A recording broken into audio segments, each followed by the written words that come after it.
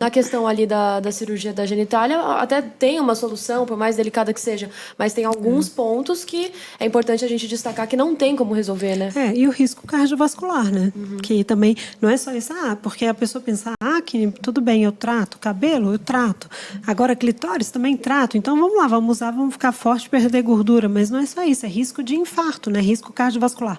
É a longo prazo? É. Mas a maioria das coisas que se mata hoje em dia são riscos a longo prazo, né? Fatores de risco para câncer. Você está fumando, você não vai morrer agora de câncer de pulmão, é a longo prazo. Né? Então, é um alerta bem importante, porque fica parecendo, por que não quer dar se é bom, se a mulher se sente bem, se perde massa? Isso que é uma droga, né? Como dependência psíquica. Com dependência. O paciente sente... Mas eu tô mais cansada. Teve uma paciente minha que depois que falou comigo, não conseguiu, ia trocar o chip. Eu falei para não colocar testosterona, que não fazia sentido no caso dela. Mal. E ela falou assim, mas doutor, eu vou me sentir mal, não vou conseguir, eu tô entrando na menopausa e eu faço exercício. E aí, depois que eu conversei com ela, eu falei assim, doutor, eu consegui diminuir a dose. Aquilo não é real. Se você for pensar em várias situações que trazem bem-estar, mas que a longo prazo causam mais mal-estar, a gente tem todas as drogas, né? Então, até álcool momentaneamente traz o bem-estar. Então, se você for falar, mas eu me senti melhor, sim, você não está na sua performance real. Você está em algo não fisiológico, que vai ter consequências ruins, e aí, naquela hora, você está sentindo bem. A gente pode citar inúmeras substâncias que causam isso. Bem-estar no momento que é usado, mas que depois a conta chega. Então, é mais ou menos isso. Os pacientes se sentem bem e causam a dependência psíquica. Isso homens também. Quem usa anabolizante se acostuma com níveis 3 vezes maior do que o normal de testosterona. Quando volta para o valor normal, eles se sentem muito mal. Muito, fracos, sem libido. Outro ponto é a infertilidade. Pacientes em fase reprodutiva... se eu não me engano, a mulher acaba não menstruando, serve como contraceptivo. Homens e e mulheres. O homem acaba tendo uma involução, né, do testículo. Atrofia. E o testículo não tem mais estímulo para produzir e para de funcionar.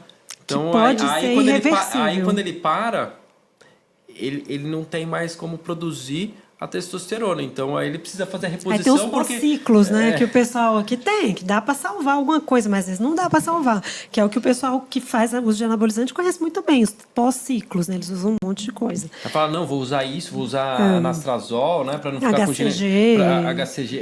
para não ficar com ginecomastia. Aí você falou a ginecomastia.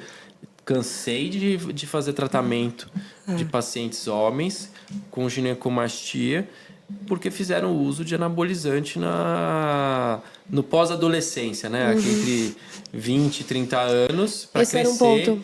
E aí esses pacientes eles desenvolvem a ginecomastia e não volta. Mesmo fazendo esses pós-ciclos, também desenvolve, né? Você faz um excesso de hormônio, não é a testosterona que aumenta a glândula mamária, é uma sobrecarga hormonal que vai causar um desbalanço hormonal e o próprio paciente vai converter a testosterona em estrogênio. Então, vai crescer mama. Esse excesso de hormônio masculino acaba funcionando como hormônio feminino por conta de uma sobrecarga e acaba convertendo em estrogênio. É isso? Exatamente. Porque então, eu tenho uma endócrina aqui para tirar essa dúvida, eu vou perguntar, eu posso errar na frente dela porque ela me corrige. Mas você até perguntou, em homens, por que esses remédios existem? Né? Porque existe o underground, né, que o povo usa de veterinária, aí é um mundo à parte. Né? O testosterona de cavalo. Enfim, você tomar remédio de veterinário, já não precisa falar mais nada. Geralmente não vira um cavalo, vira um burro. Porque assim, enfim, vamos falar. Deixa eu coloquei pode isso. Colocar.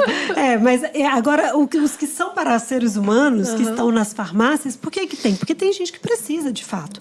Tem homens que têm o que a gente chama de hipogonadismo, que foi até o tema do meu doutorado, né? Eu fiz doutorado nisso, em hipogonadismo. Homens que não tinham testosterona e precisavam fazer esse uso. E essas pessoas precisam. A testosterona é muito benéfica para o homem, em níveis adequados. É necessário. É necessário. A pessoa definha quando não tem. Esses pacientes ficavam anêmicos, deprimidos, obesos, o caos. E a gente fez, né, uma live bem antiga, foi uma das primeiras, de andropausa, né? Reposição de testosterona em homens. Se alguém quiser ver esse daí, eu dou o link aqui, aí vocês podem assistir depois.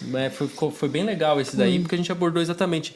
Porque a gente fala muito de reposição hormonal na mulher, mas o homem também precisa, né? Sim. Em algumas situações. Então, o homem também precisa ser avaliado se ele precisa ou não, porque às vezes isso pode mudar o rendimento, a autoestima. Tem pacientes também que estão em internações prolongadas. Queimados, né? Sarcopênicos, Queimados é uma grande área que os cirurgiões plásticos estudam, eles sabem. Paciente que tem um grande queimado, está internado com uma internação prolongada, então às vezes é uma opção de ganho de massa para o paciente, às vezes até voltar a andar. Às vezes o paciente até para mulheres, né? Nesse caso, até para mulheres. A pessoa fica mais de um mês internado em UTI e na hora de reabilitar não tem mais músculo. Então, às vezes, é uma alternativa para reabilitação o uso de hormônio.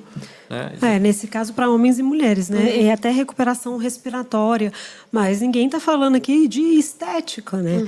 E aí porque a gente é contra estética, cirurgião plástico é contra estética, me diz, jamais. A gente é super a favor da estética. Só que bem aplicada. Né? Você quer ter um corpo melhor com melhor contorno? Temos aí a cirurgia plástica.